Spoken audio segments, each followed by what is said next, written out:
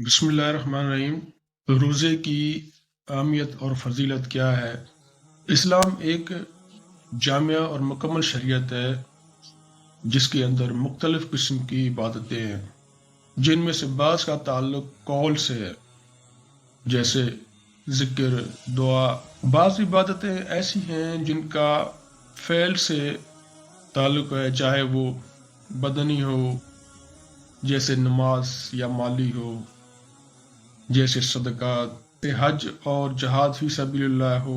بعض عبادتیں وہ ہیں جو نہ قولی ہیں اور نہ ہی فعلی ہیں، بلکہ ان میں صرف رکنا پایا جاتا ہے، جیسے روزہ کثرت۔ علماء نے روزے کو عبادت بدنی میں شمار کیا ہے۔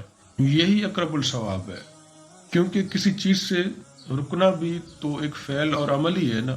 روزے کی حقیقت کچھ یوں ہے کہ عبادت کی نیت سے صبح صادق سے غروب آفتاب تک کھانے پینے اور جماعت سے رکا رہنے کا نام ہے۔ یہ عبادت اسلام سے پہلے دیگر مذاہب میں بھی کیفیت اور کمیت کے فرق کے ساتھ مشروع تھی، جیسا کہ قرآن خود شہادت دے رہا ہے کہ اے ایمان والو، فرض کیا گیا تم پر روزہ جیسے فرض کیا گیا تھا ان لوگوں پر جو تم سے پہلے تھے، تاکہ تم پرہیزگار ہو جاؤ۔ لیکن جس طرح اسلام نے نماز، زکوٰۃ میں جامعیت و مرکزیت پیدا کر کے انہیں دیگر مذاہب کی نماز، زکوٰۃ سے ممتاز بنا دیا، اس طرح روزے کو بھی دیگر مذاہب کے روزے کے مقابلے میں اختصاص و امتیاز عطا کیا۔ اسی غرض سے صوم مفروض کو ایک مہینے کے لیے خاص کیا گیا اور پھر اس کے لیے وہ مہینہ منتخب کیا گیا جس میں اللہ تعالیٰ کی جانب سے مسلمانوں کو دستور ہدایت یعنی قرآن رحمت فرمایا۔ ارشاد فرمایا، رمضان وہ مہینہ ہے جس میں نازل کیا گیا قرآن، جو انسانوں کے لیے ہدایت ہے اور ہدایت کی واضح دلیل اور حق و باطل کے درمیان فرق کرنے والا ہے۔ لہذا جو شخص اس مہینے کو پائے گا تو اس کے روزے ضرور رکھے۔ روزے کی مصلحتیں کچھ یوں ہیں۔ ہمیں اس بات پر یقین کامل ہے کہ روزے کی فضیلت میں بہت سی حکمتیں اور مصلحتیں پوشیدہ ہیں۔ ہمارا ذہن ان تمام اسرار و حکم اور مصالح تک پہنچ سکے، البتہ حکمتیں جو سمجھ میں آ رہی ہیں انہیں بیان کرتا ہوں۔ ہمیں سب سے پہلے خود اپنے وجود پر غور کرنا چاہیے کہ انسان کی اصل حقیقت کیا ہے۔ کیا انسان گوشت اور ہڈی اور چمڑے کے اس ظاہری مجموعے کا نام ہے، یا اس کی حقیقت ظاہری ڈھانچے کے علاوہ کچھ اور ہے؟ ظاہر ہے کہ صرف اس ظاہری ڈھانچہ انسان کو کبھی نہیں کہا جا سکتا، کیونکہ اس صورت میں انسان سے زیادہ حقیر اور کم درجے کی کوئی اور مخلوق نہیں ہوگی۔ حالانکہ انسان اشرف المخلوقات اور خلاصہ کائنات ہے، اسی لیے لازمی طور پر یہ ماننا ہوگا کہ انسان اس ظاہری شکل و صورت کا نام ہرگز نہیں ہے، بلکہ یہ کسی اور ہی چیز کا نام ہے، جس کی بنا پر وہ تمام مخلوقات میں ایک امتیازی مقام رکھتا ہے۔ اب سوال یہ پیدا ہوتا ہے کہ آخر وہ کون سی چیز ہے جس کے ذریعے انسانیت کا وجود مستحق ہوتا ہے، کیونکہ خواہشات نفسیات کو دبانے سے قوت اور روحانی کو تقویت حاصل ہوتی ہے، اور روزے میں خواہش کو شکست ہوتی ہے۔ اس لیے لازمی طور پر روحانیت کو قوت اور طاقت ملے گی، اور اس جوہر روحانی سے آدمی انسان کہلاتا ہے۔ تو گویا روزے کے ذریعے انسانیت کی تشکیل ہوتی ہے۔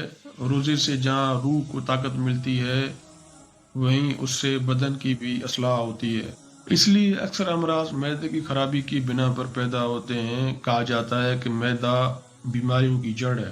نبی کریم صلی اللہ علیہ وسلم نے بھی ایک حدیث میں فرمایا ہے، انسان کے لیے سب سے خراب بات شکم کو پر کرنا ہے۔ لہذا جب پیٹ کا بھرنا امراض اور بیماریوں کا پیش خیمہ ہے تو اس کا علاج یہی ہے کہ پیٹ کو خالی رکھا جائے، اور روزے کے اندر یہی بات ہے کہ پیٹ کو خالی رکھا جاتا ہے، جس سے بدن کی اصلاح ہوتی ہے اور آدمی بہت سے امراض سے محفوظ رہتا ہے۔ روزے کا ایک اہم فائدہ یہ بھی ہے کہ اس کے ذریعے سے آدمی کے اندر صبر و استقامت کی قوت پیدا ہوتی ہے، جو انسان کے لیے بڑی خوبی کی چیز ہے۔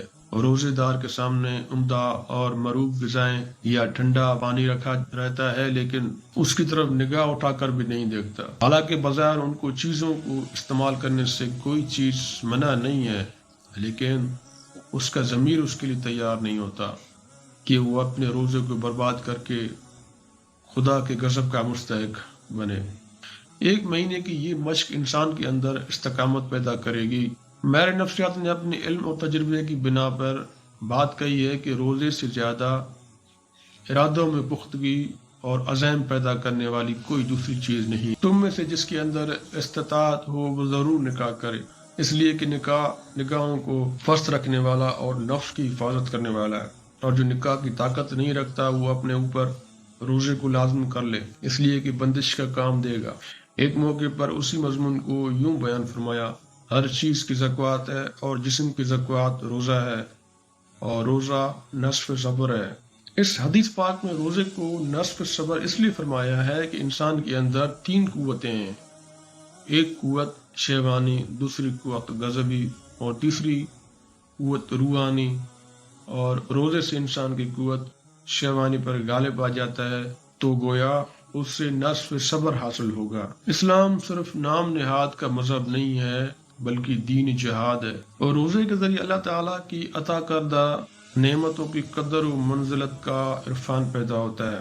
جب تک آدمی کو بھوک پیاس کی شدت کا احساس نہ ہو، اسے کھانے پینے کی سچی قدر کیا ہوگی، اور جب ان نعمتوں کی قدر و منزلت کی معرفت حاصل ہوگی تو اس کا زیادہ سے زیادہ حق ادا کرنے کی کوشش کرے گا۔ تو اس طرح روزہ اللہ تعالیٰ کے شکر اور اس کی عبادت پر آمادہ کرنے میں ایک بڑا اثر رکھتا ہے۔ اس لیے ہمارے آقا و مولا حضرت محمد مصطفیٰ صلی اللہ علیہ وسلم نے ارشاد فرمایا: مجھ پر میرے رب نے یہ بات پیش کی کہ میرے لیے مکہ سونا بنا دیا جائے، تو میں نے عرض کیا: اے میرے رب، مجھے اس کی ضرورت نہیں، میں تو ایک دن آسودہ شکن رہوں گا اور ایک دن بھوکا رہوں گا۔ جس دن بھوکا رہوں گا آپ سے تذکرہ کروں گا اور آپ کو یاد رکھوں گا، اور جس دن آسودہ رہوں گا آپ کا شکر اور حمد کروں گا۔ پھر روزے کی وجہ سے جب آدمی بھوک و پیاس کی شدت کو محسوس کرتا ہے تو اس کے اندر غریب و مسکین کی تکلیف کا احساس بیدار ہو جاتا ہے، کیونکہ ناز و نعمت میں پلا ہوا جس نے بھوک و پیاس کی تکلیف کبھی برداشت نہ کی ہو، اسے بھوکوں پیاسوں کی حالت، زار اور اذیت کا کیا علم ہوگا۔ لیکن روزے کی وجہ سے جب اسے بھوک کی اذیت کا تجربہ ہوتا ہے تو پھر اس کے اندر یہ جذبہ پیدا ہوتا ہے غریبوں اور ناداریوں کی امداد و عنایت کر کے انہیں اس اذیت سے بچایا جائے۔ آیا کہ روزہ اس لیے رکھتا ہوں تاکہ غریبوں کو بھول نہ جاؤں، اور ان سب سے اہم بات جو روزے سے حاصل ہوتی ہے وہ اپنے آپ کو اللہ تعالیٰ کے حوالے کر دینا ہے، اور یہ عبادت کا حاصل خلاصہ ہے۔ ارشاد فرمایا: ہم نے سنا اور قبول کیا، تیری بخشش چاہتے ہیں اے ہمارے رب، اور تیری طرف لوٹ کر جانا ہے۔ روزے کی مشروعیت سے مقصود انسان کو تنگی اور دشواری میں مبتلا کرنا نہیں ہے، جیسا کہ خود اللہ تعالیٰ روزے کی فریضت کے بعد اس حکمت کو بیان کرتے ہیں۔ فرمایا: اللہ چاہتا ہے کہ تم پر آسانی ہو اور نہیں چاہتا کہ تم پر دشواری ہو، بلکہ روزے سے مقصود روحانیت کو مضبوط کرنا، ارادے میں استحکام پیدا کرنا اور صبر و رضا کا پیکر بنانا، جسم کو امراض سے بچانا۔ اللہ تعالیٰ کی نعمتوں کی انسان کے دل میں قدر و منزلت پیدا کرتا ہے۔ رمضان المبارک کا روزہ، جن کا مقصد حسنہ کی تحصیل کے لیے فرض کیا گیا تھا، ہمارے سلف سالین نے روزے کے آداب و واجبات کی رعایت کر کے ان کا مقصد پورے طور پر حاصل کیا۔ رمضان المبارک کا روزہ، جن کا مقصد حسنہ کی تحصیل کے لیے فرض کیا گیا تھا، ہمارے سلف صالحین نے روزے کے آداب و واجبات کی رعایت کر کے ان مقاصد کو پورے طور پر حاصل کیا۔ وہ حضرات دن کو روزہ رکھتے تھے اور رات بھر ذکر و فکر اور نماز و تلاوت میں مشغول رہتے تھے، اور رمضان المبارک کے ایک ایک لمحے کو اللہ تعالیٰ کی عبادت میں گزارتے تھے۔